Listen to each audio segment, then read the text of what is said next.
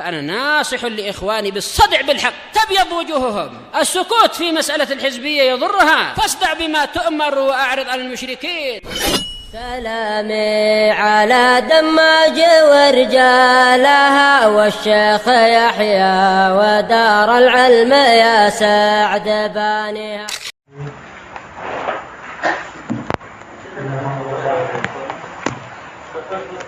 نحمده ونستعينه ونستغفره ونعوذ بالله من شرور أنفسنا وسيئات أعمالنا. من يهده الله فلا مضل له ومن يضلل فلا هادي له.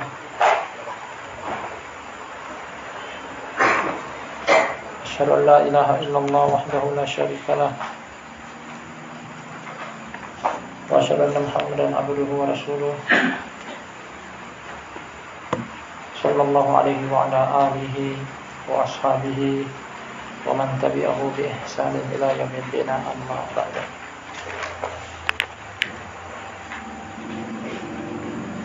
Hadirin dan hadirat yang kami hormati serta muliakan, kita melanjutkan kajian religius kita dari judul kitab Hadhihi Da'watuna wa Aqidatuna.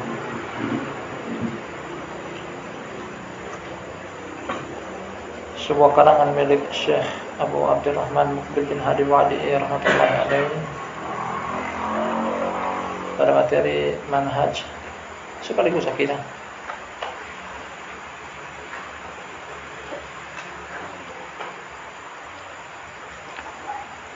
Pada pertemuan malam sebelumnya, barakallahu fikum jami'an, tertulis bawakan kepada kita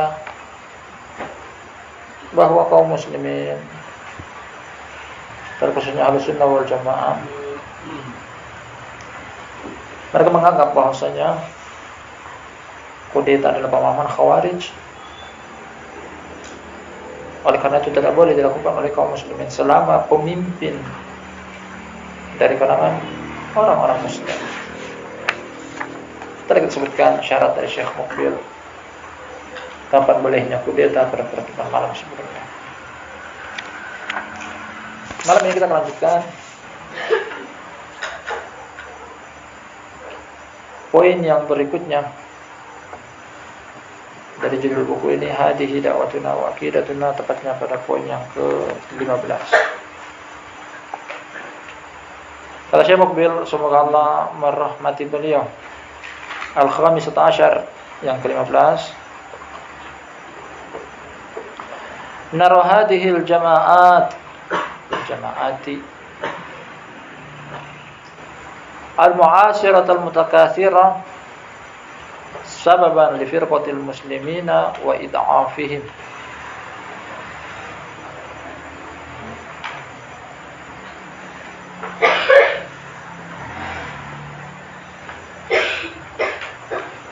Kata beliau yang artinya adalah kami menganggap bahwasanya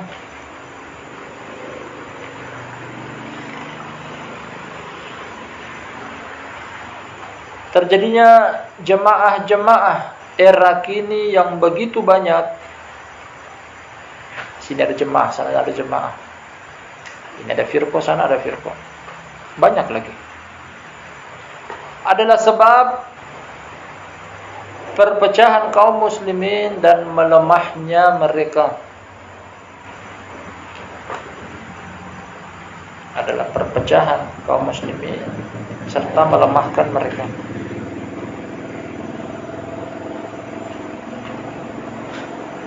Nah, kita ulangi terjemahan bebas dari poin yang ke-15 ini. Kami menganggap bahwasanya jemaah-jemaah era kini yang begitu banyak adalah sebab perpecahan kaum muslimin serta melemahkan mereka.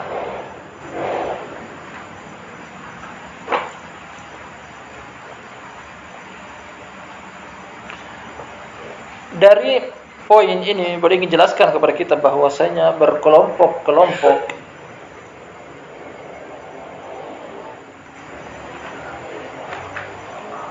adalah perpecahan.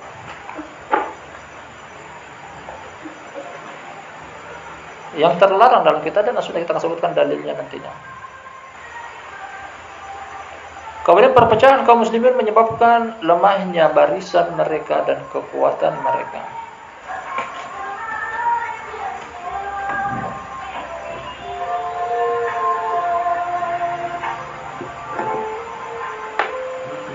Apabila datang perintah dari Nabi SAW dari apa yang beliau bawakan kepada kita di sini. Jauh hari telah diberitakan oleh Nabi SAW tentang perpecahan umat. Wallahu musta'an, terjadi sebagaimana yang beliau beritakan.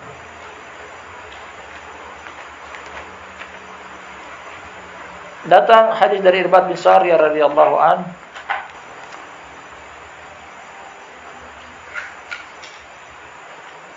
Dari Imam Tirmidzi dan yang lainnya, kata Nabi SAW, potongan hadis yang kita inginkan, fa innahu may yash minkum fasayara ikhtilafan katsira.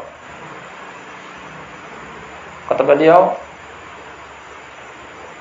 maka barang siapa di antara kalian yang hidup dengan waktu yang panjang atau hidup di akhir zaman, niscaya dia akan mendapati perpecahan yang banyak. Jadi sebelum terjadi perpecahan di kalangan kaum muslimin, Nabi SAW telah memberitakannya dan fakta serta kenyataan sesuai dengan apa yang beliau beritakan. Bukan berarti menunjukkan tentang bolehnya ketika beliau memberitakan, namun datang dengan dalil yang lainnya. Ini adalah celaan. Perpecahan adalah celaan. Datang larangan dari Allah untuk berpecah belah. Dalam surat Ali Imran kata Allah Subhanahu wa taala, wa'tasimu bihablillahi jami'an wa la tafarraqu. Berpegang teguhlah kalian dengan tali Allah dan janganlah bercerai-berai.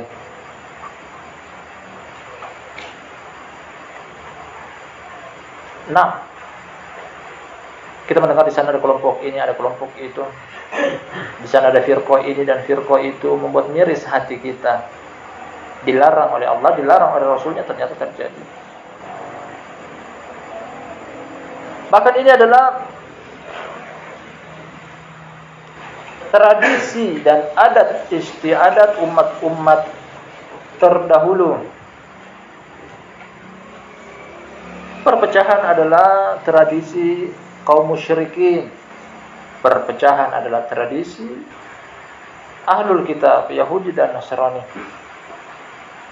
Kata Allah Subhanahu wa taala, "Wa la takunu kal musyrikin minal ladzina farraqu dinahum wa kanu syi'an kullu hizbin bima ladaihim farihun." Janganlah kalian seperti orang-orang musyrik, dari orang-orang yang memecah belah agama mereka. Jadilah mereka berkelompok-kelompok, masing-masing kelompok bangga dengan apa yang ada pada diri mereka, yang mengklaim yang lainnya salah dan batil. Allah melarang kita untuk menyerupai orang-orang musyrik dari sisi perpecahan. Kata Allah Subhanahu wa taala, tahsabuhum jami'an wa qulubuhum syatta. Engkau menyangka mereka bersatu padahal mereka juga bercerai-berai. Kesyirikan pun bercerai-berai. Satu julukan musyrik, tapi ternyata disembah berbeda-beda.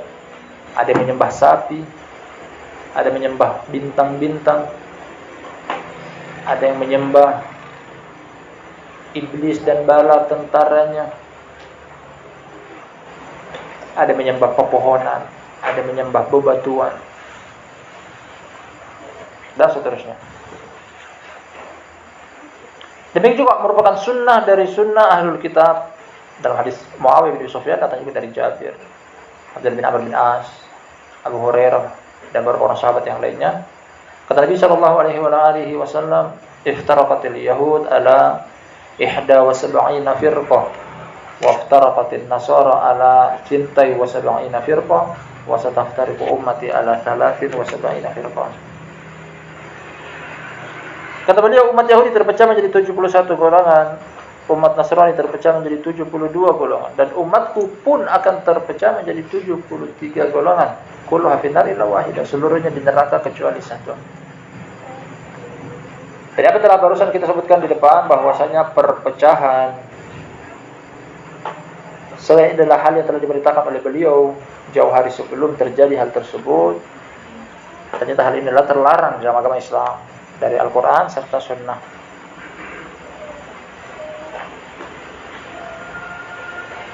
Yang kesemuanya yang memiliki kewajiban untuk beribadah kepada Allah Subhanahu wa taala. Wa inna hadhihi ummatukum ummatan wahidah wa ana rabbukum fa'budun. Dan ini adalah umat yang satu dan aku adalah Rabb kalian, maka sembahlah aku, kata Allah Subhanahu wa taala.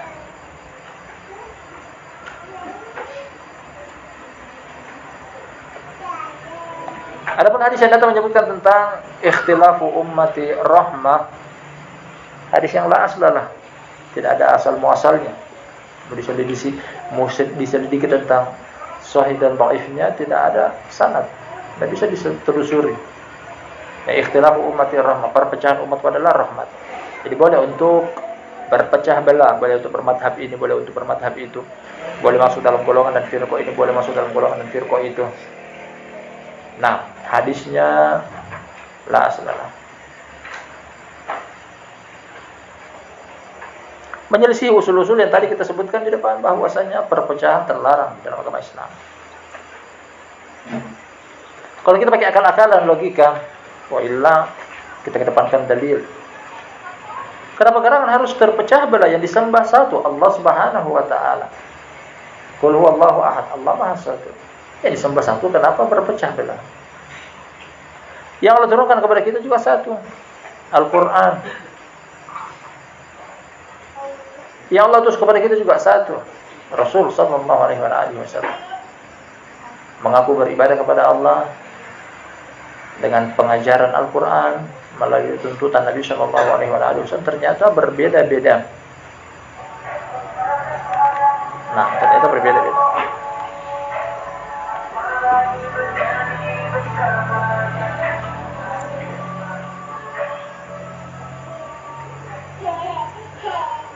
Dan dari sekian banyak firqah yang datang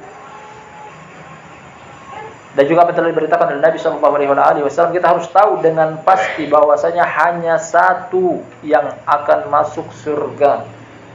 Hanya satu jalan yang betul, yang selamat.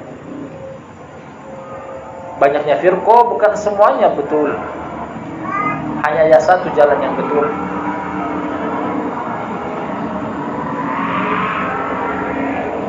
Sama dengan apa telah kita baca tadi di depan hadisnya Muawiyah bin Sufyan radhiyallahu anhu ketika Nabi sallallahu alaihi wasallam menceritakan wasataftariqu ummati ala 73 firqah kulluhum finnar illa wahidah. Dan umat ini terpecah belah menjadi 73 golongan, seluruhnya di neraka kecuali satu. Nabi sallallahu alaihi wasallam menyebutkan cuma satu yang masuk surga. Makanya hati-hati.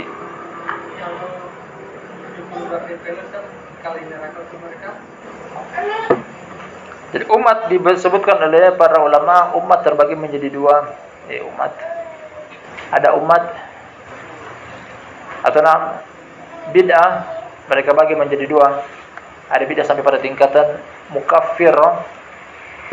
Ada bid'ah sampai pada tingkatan mufassiqah. Nah, yang disebutkan dalam 73 adalah ahlul bid'ah. Namun bid'ah terbagi menjadi dua. Yang pertama mukaffirah, yang kedua mufassiqah. Apa artinya mukaffirah? Tingkatan bid'ah tersebut sampai pada tingkatan kekafiran. Yang satunya sampai pada tingkatan kefasikan. Perbedaannya dari sisi mana? Yang masuk dalam kategori bid'ah mukaffirah, dia kafir. Kebid'ahnya sampai pada tingkatan kekufuran. Nah, ketika meninggal dia masuk dalam neraka dan kekal. Adapun bid'ah yang sampai pada tingkatan mufassiqah, nah, bid'ah terancam dengan neraka, akan masuk ke dalam neraka dan ini pasti dari dalil yang datang, namun tidak kekal.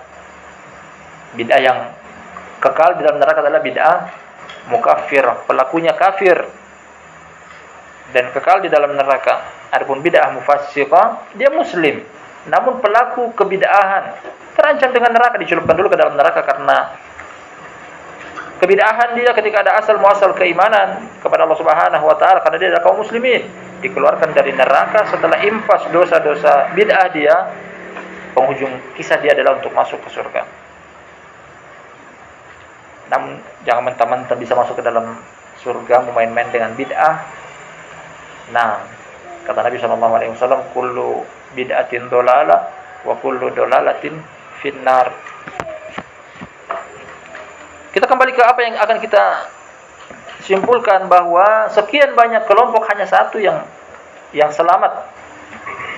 Selamat ini pada dua hal. Pertama, selamat dari perpecahan di kehidupan dunia. Yang kedua, selamat dari siksaan pedih di alam akhirat. Itu dah. Selamat dari dua hal ini. Selamat dari perpecahan,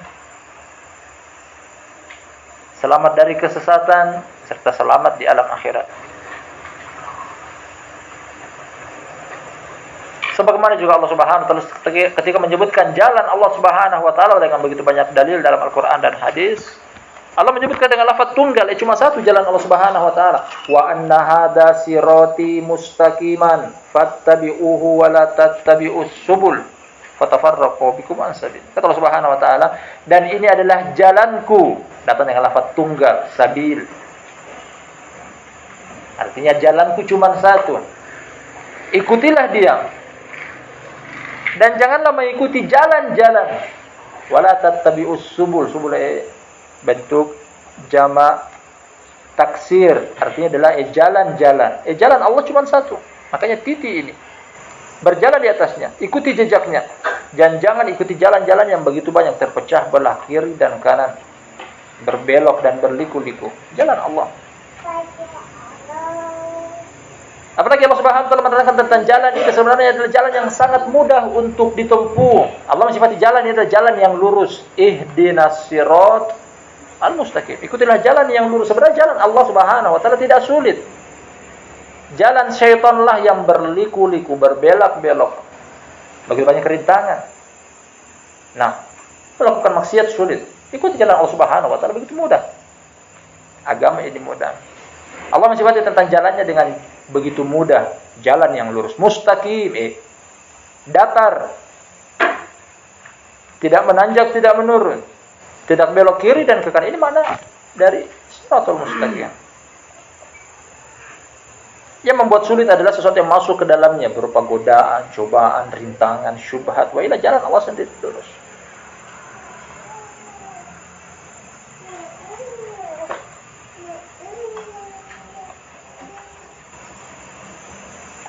Nah, kelompok-kelompok yang begitu banyak sebab perpecahan, dan kita berlepas diri dari seluruh kelompok yang berpecah.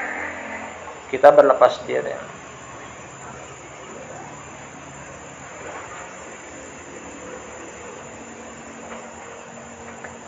Hanya satu yang selamat. Ini yang hendaknya kita pelajari, siapa mereka, apa ciri khas mereka, apa saja amalan yang mereka lakukan dan perbuat, agar kita pun mencontoh serta selamat sebagaimana mereka selamat. Karena masing-masing mengaku dia adalah di atas al-haq. Kelompok A mengklaim dia yang benar, yang lain batil. Kelompok B juga mengklaim dia yang benar, yang lainnya batil, dan seterusnya. Kalau begitu apa solusi? Apa jalan keluar? Untuk bisa membedakan manakah yang benar dan mana yang salah dari seluruh kelompok ini, seperti poin-poin inilah yang sedang kita kaji. Bahwa saya menerangkan ini poin-poin yang menerangkan tentang jalannya ahlul haq. Terkhususnya apa yang kita sempurnakan hadis yang kita baca tadi di depan. Kata Nabi SAW ketika beliau ditanya, ya Rasulullah manhum, wahai Rasulullah siapa mereka? Ketika ditanya tentang satu kelompok yang selamat tersebut, beliau mengatakan ma ana alaihi wa ashabi, apa yang aku dan sahabatku berada di atasnya. Nah, ajaran Nabi SAW dipraktekkan oleh para sahabat. Inilah jalan yang selamat dari perpecahan di kehidupan dunia serta siksa api neraka di kehidupan akhirat. Atau dengan kata lain, datang dari hadis Irbad bin Sariyah setelah menerangkan tentang perpecahan umat, kata beliau adalah alaikum bisunnati wa sunnatil khulafa'ir rasyidin al-mahdiyyin. Wajib bagi kalian untuk berpegang teguh dengan sunnahku serta sunnah khalifah yang 4. Jadi simpel, jalan untuk selamat adalah yang menamai diri mereka ahlus sunnah. Arti dari ahlus sunnah adalah orang-orang yang berkecimpung di dalam dunia sunnah, mencari sunnah, mempelajari sunnah, mengejar sunnah, mengamalkan sunnah, mengajarkan sunnah, mendakwakan sunnah. Ciri khas mereka adalah sunnah. Dari kepala sampai kaki, souvenir mereka sunnah. Dalam rumah, keluar rumah, yang mereka amalkan adalah sunnah. Ketika sendiri, ketika ramai, juga nampak dari mereka perangai-perangai sunnah. Inilah ahlu sunnah. Bukan ahlu sunnah ketika dia bersama orang banyak dia mengamalkan sunnah, pulang di rumah, bukan ahlu sunnah. Bahkan ahlul ma'asiyah. Bukan ahlu sunnah ketika di majelis saja menggunakan atribut-atribut sunnah, keluar di luar sana bukan atribut sunnah yang dia pakai. Ahlu sunnah sejati adalah atribut dia sunnah, souvenir yang dia kenakan sunnah, perhiasan yang menempel dalam badan dia juga sunnah, perkataan dia perkataan yang dibimbing oleh sunnah, dan seterusnya. Itulah ahlu sunnah.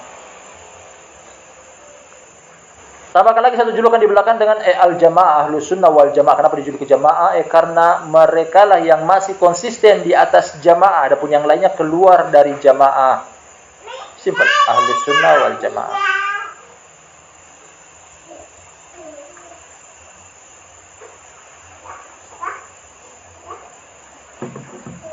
Yang kata Allah Subhanahu dalam Al-Qur'anul Karim, huwa sammakumul muslimina min qablu wa fi hadza. Dialah yang menjuluki kalian dengan Islam sebelum dan sesudah. Mereka tidak memiliki julukan kecuali ini. Jangan ada embel-embel di belakang. Tidak ada bilang istilahnya Islam Jamaah, Islam LDI, Islam Tabligh, Islam NU, Islam Muhammadiyah atau yang lainnya. Tidak ada. Apa kamu kau? Islam. Dan barakallahu fikum, kita berikan tanbih bahwasanya Syekh Salim bin Id Al-Hilali hafizahullah taala dalam sebagian tulisan beliau mengatakan bahwasanya ahlu sunnah bukanlah firqah. Karena firqah artinya adalah tafriq, terpecah belah. Jangan disamakan bahwasanya ahlu sunnah bukanlah firqah. Firqah adalah firqah ikhwan muslimin, firqah tabligh, firqah ini dan firqah itu. Para ulama memberikan julukan ahlu sunnah wal jamaah bukan karena mereka berpecah belah dari kaum muslimin, namun ini untuk membedakan diri, bentuk membedakan diri. Karena istilah ini belum pernah ada di zaman Nabi SAW, muncul di zaman tabi'in. Ketika mulai bermunculan satu bid'ah demi bid'ah keluar dengan macam ragam bid'ah, kemudian ada komunitas yang masih konsisten di atas Al-Quran dan hadis, yang tidak berpecah belah dengan yang lainnya. Ingin membedakan diri mereka menamakan diri mereka dengan ahlus sunnah, karena konsisten di atas sunnah. Diambil dari lafaz-lafaz tadi yang tadi kita sebutkan sebagian di depan, seperti perkataan Nabi SAW, alaikum bisunnati, atau perkataan juga beliau dalam hadis Abdullah bin Amr bin As dari Imam Bukhari, man raghiba an sunnati falaysa minni. Juga hadisnya Jabir riwayat Imam Malik, kata Nabi SAW, taraktu fikum amrayni ma in tamassaktum bihima lan tadillu ba'di kitabullah wa sunnati. Dan semisalnya lafaz-lafaz yang terdapat dalam sunnah menunjukkan bahwasanya mereka adalah penganut sunnah. Berbeda dengan yang lainnya karena mereka menyelisihi sunnah, makanya mereka tergolong dengan ahlul bid'ah dengan warna-warni kebid'ahan.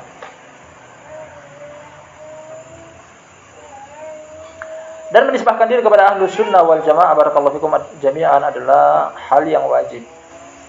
Bahkan kita bangga dengannya. Jangan mencari nama yang lain. Jangan mau ridho dengan dinamai dengan nama Ashab TV Roja. Jangan mau ridho dinamai dengan kelompok RII. Nama-nama muhdath tidak ada di zaman para salaf ridwanullahi alaihim ajma'in. Sebagian lagi yang terkenal dari sebagian negara yang lainnya ada Ansarus Sunnah, ada yayasan ini, ada yayasan itu. Lalu ketika kita ditanya, apa agama engkau? Muslim.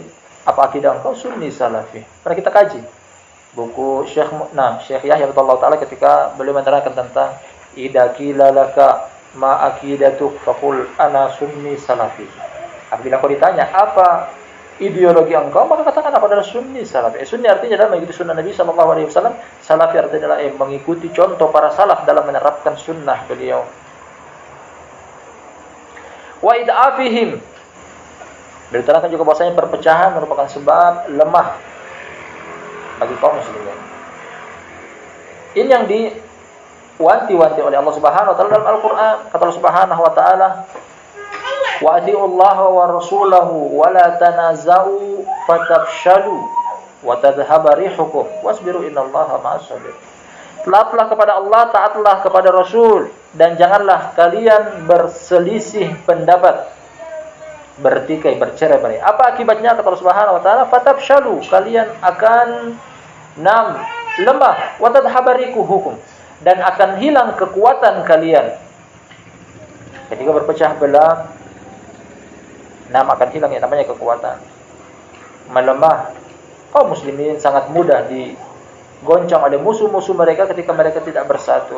Ini yang kita seru kepada seluruh kaum muslimin dimanapun mereka berada, bahwasanya ayo kita bersatu di atas apa? Di atas kitabullah dan sunnah Nabi sallallahu alaihi wasallam. Bukan bersatu di atas kebid'ahan, bukan bersatu di atas kebatilan.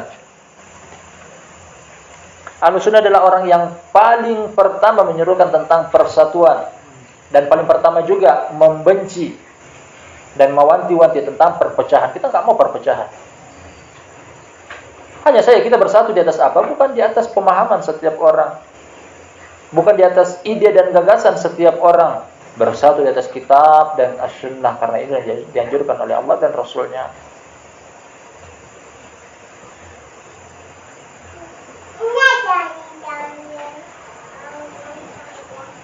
Kita masuk pada poin berikutnya. Barakallahu fikum jami'an.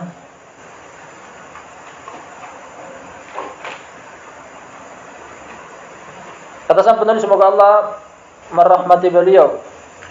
As-sadisat asyar, yang ke-16. Nara da'wat al-ikhwan al-muslimina ghayra qadiratin wa ghayra salihatin li islahil mujtama'. Idh qad asbahat da'watan siyasiyatan la ruhiyatan wa aidan da'watan mubtada'ah li'annaha da'wa ila mubaya'ati majhul wa da'watu fitnah li'annaha qa'imatun ala jahlin wa sa'iratin ala jahl. Wa nansahu ba'd al-ikhwani al-'amilina fiha min al-afadil bit-takhalli anha hatta la yadi'a waqtuhum fima la yanfa'ul muslimin Islam wal muslimin. Walal muslimi ayyakuna hammuhu innallaha yansurul Islam wal muslimin. Kita artikan poin yang ke-16 ini. Setelah beliau sebutkan di atas tentang peringatan umum dari perpecahan, beliau masuk terperinci pada beberapa firqah yang mungkin di waktu tersebut tenar, bahkan sampai sekarang kita. Pada poin ke-16 dan 17 kita akan baca nantinya. Yang pertama, yang ke-16, kata beliau adalah, kami menganggap dakwanya Ikhwanul Muslimin tidak mampu serta tidak layak untuk memperbaiki umat. Bukan memperbaiki, bahkan mereka merusak. Merusak.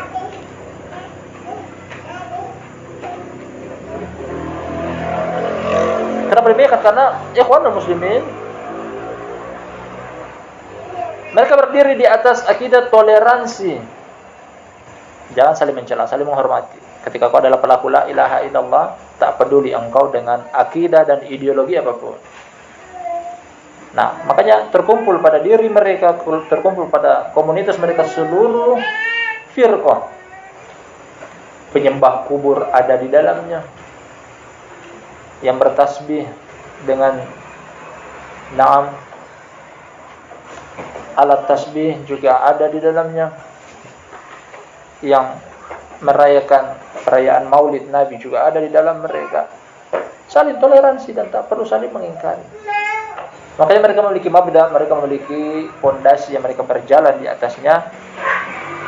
Nata'awunu fi ma ittafaqna fihi wa na'tadiru ba'duna ba'dan fi ma ikhtalafna fihi. Nah, ini yang sering kita dengar dari mereka. Mereka punya mabda yang mereka berjalan di atasnya. Nata'awunu fi ma ikhtalafna fi, sesuatu yang kita berselisih pendapat di dalamnya, kita saling toleransi. Nata'awunu fi ma ittafaqna fi.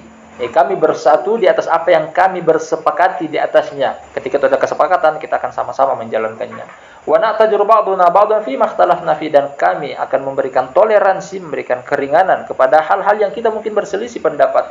Bahkan dalam masalah akidah, bahkan dalam masalah manhaj, enggak apa-apa, yang penting Islam. Makanya namanya Ikhwanul Muslimin, persatuan persaudaraan muslimin. Seluruh muslim ada di dalamnya. Yang sholat enggak sholat ada dalamnya. Mau itu kelompok Khawarij, mau itu kelompok Syiah, mau itu kelompok Nam, ada di dalamnya. Gambaran kecil tentang Ikhwanul Muslimin zaman kita era kini dengan nama yang baru, tak lain mereka adalah Wahdah Islamiyah, mengaku sunnah, tapi amalannya tidak jauh beda dengan Ikhwanul Muslimin. Bahkan mereka lah Ikhwanul Muslimin. Mereka tidak mampu, kata penulis di sini bahwasanya mereka tidak mampu untuk memperbaiki umat, maka mereka merusak.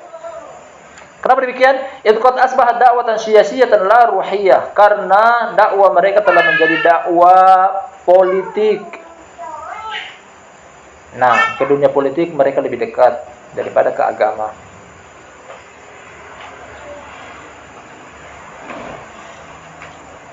Mengkritik pemerintah,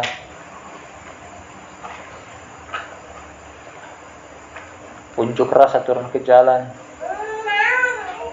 Nah,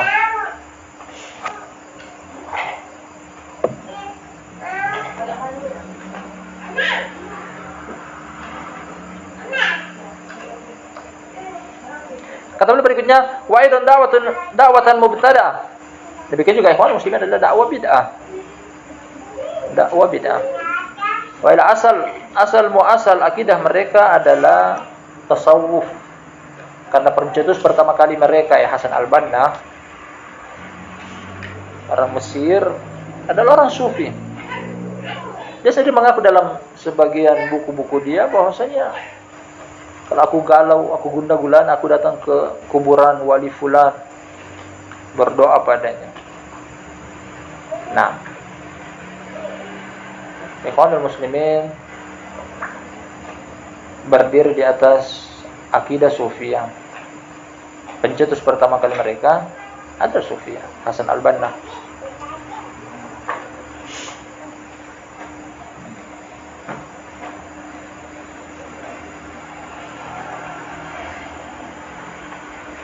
Lian dakwah ila mubayati majhul. Dikarenakan mereka adalah dakwah yang membaiat orang-orang yang tak dikenal. Siapa yang pernah terjerumus dalam fitnah Wahdah Islamiyah? Seperti ini mereka membaiat pemimpin tapi tidak pernah bertemu bersama pemimpin. Karena mereka punya tahapan-tahapan untuk sampai pada pertemuan dengan pemimpin. Nah, butuh tahapan-tahapan dalamnya. Entah apa istilahnya, ada istilah pemula, lanjutan, dan seterusnya. Ini sendiri kita katakan mereka adalah bid'ah karena menyembunyikan jati diri mereka tidak terang-terangan.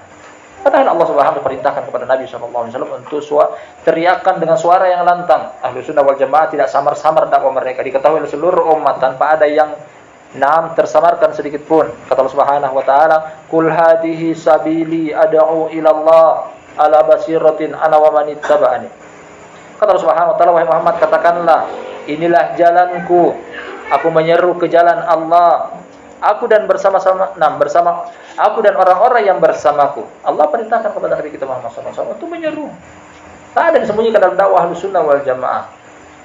Seterang matahari di siang bolong, tak ada yang kita sembunyikan. Kita senang dengan orang kita katakan kita senang, kita tidak senang dengan orang kita katakan kita tidak senang. Tidak ada kita sembunyikan.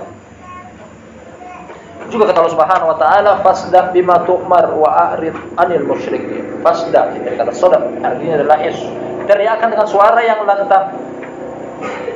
Bima tu'mar, apapun yang diperintahkan kepada engkau. Inilah perbedaan dakwah Ahlus Sunnah dengan sebagian dakwah yang lainnya.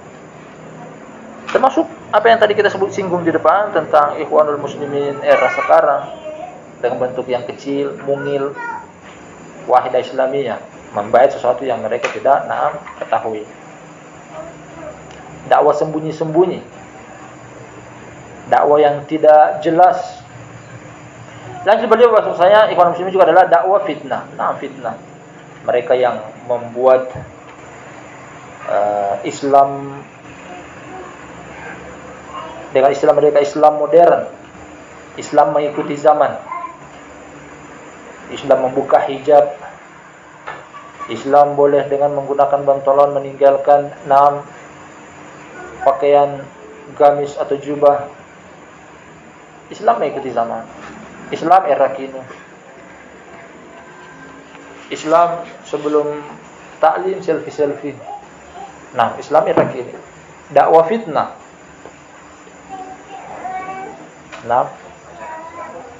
Ada juga pacaran Islami.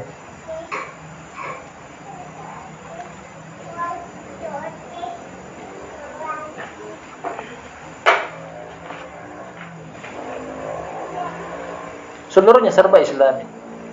Musik, religi, minuman keras pun ada.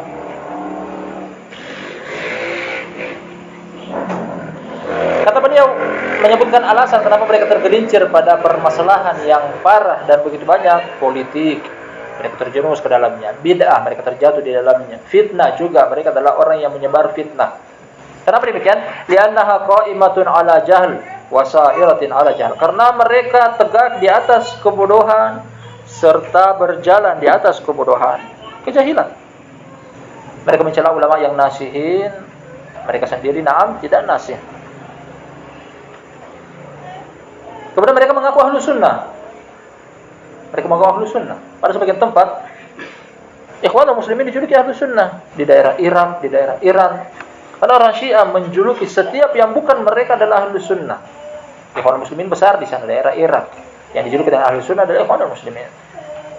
Syekh Albani pada sebagian rekaman ceramah, beliau mengatakan bahwasanya yad'una ahla sunnah wa hum yuharibuna ahla sunnah mundu 50 sana. Syekh Mukbil termasuk, maksud kami Syekh Albani. Syekh Albani termasuk orang yang keras memerangi Ikhwanul Muslimin. Beliau katakan bahwasanya mereka mengaku ahlu sunnah padahal selama 50 tahun mereka memusuhi ahlu sunnah di zaman Syekh Albani rahmatullahi alaihi. Tidak lagi sibuk membawakan ta'lim di majelis ta'lim. Sibuk hanya mengurus dengan bagaimana kesalahan pemerintah. Ayo kita kritik, ayo kita cari. Sibuk dengan kesalahan orang lain. Ketika mendengar ada kerusuhan, mereka orang yang paling pertama turun di tempat tersebut.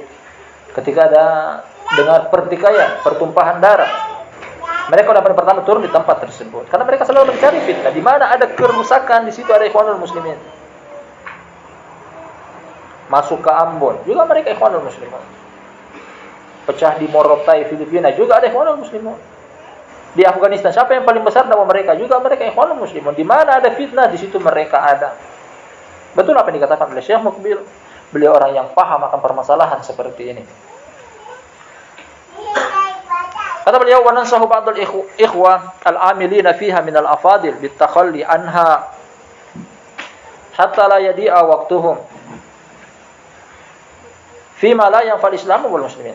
Kata beliau berikutnya memberikan nasihat setelah beliau terangkan di atas bahwasanya dakwah Ikhwanul Muslimun begitu banyak ketergelincirannya.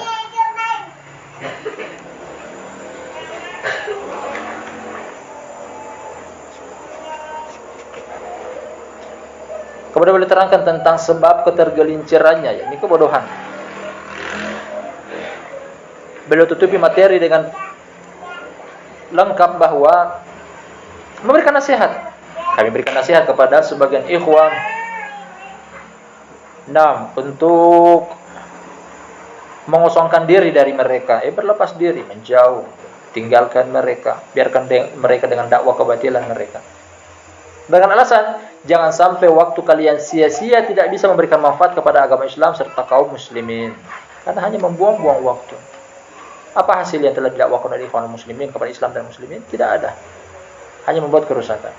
mereka yang membuka cadar-cadar kaum muslimah. 6. Mereka yang melepaskan hijab-hijab kaum muslimah. Mereka yang membuat kelonggaran pada perpecahan kaum muslimin. Mereka mengatakan, tidak apa-apa agama. Nah, tidak apa-apa nama bagi kaum muslimin dengan nama yang begitu banyak. Ada NU, ada Muhammadiyah, ada Tabligh, dan seterusnya. Tidak apa-apa, ini sesuatu yang lumrah. Perpecahan biasa. Yang penting Islam. Nah, selama namanya Islam, nah, kita bersatu di atas agama Islam.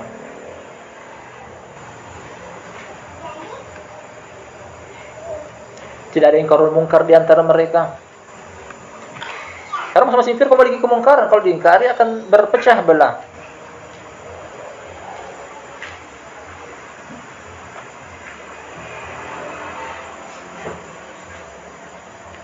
Wa 'alal muslimi ayyakuna hammuhu anna Allah yansurul Islam wal muslimin.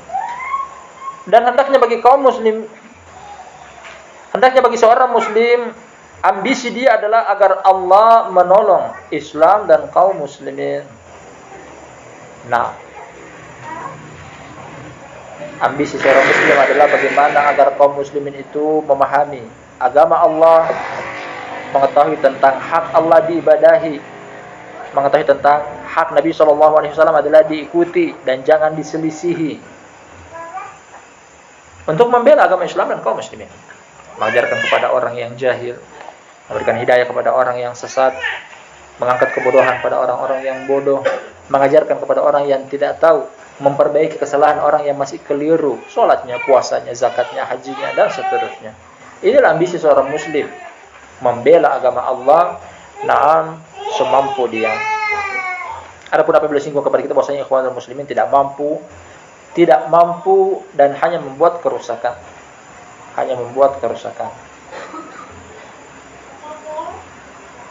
Bahkan tokoh mereka, Yusuf Qaradawi termasuk di antara mereka, Sufi Ikhwani. Dia mengatakan bahwasanya aku dalam buku dia, terus dalam sebagian buku dia Halal dan Haram, aku kalau sudah mendapatkan masalah, nah solusinya adalah aku datang ke bioskop menonton sinema ini dan sinema itu. Aku anjurkan juga kepada kaum muslimin untuk melakukan hal yang sama. Nah, katanya kalau lagi galau, lagi ada masalah, silahkan datang ke bioskop, menonton film ini dan film itu. Makanya Syekh Mukbir rahmatullahi alaihi menjuluki bahwasanya dia adalah anjing yang menggonggong. Tepat bahasa beliau. Karena membuat kerusakan, tidak membuat perbaikan. Barakallahu fikum jami'an. Jadi ini poin yang sempat kita ambil pada malam kita, pada pertemuan malam ini, poin yang ke-15 dan sekaligus yang ke-16. Mudah-mudahan bermanfaat. Lebih kurangnya mohon dimaafkan. Kita akhiri dengan doa kafaratul majelis. Subhanakallahumma wa bihamdika, asyhadu an la ilaha illa anta, astaghfiruka wa atubu ilaik.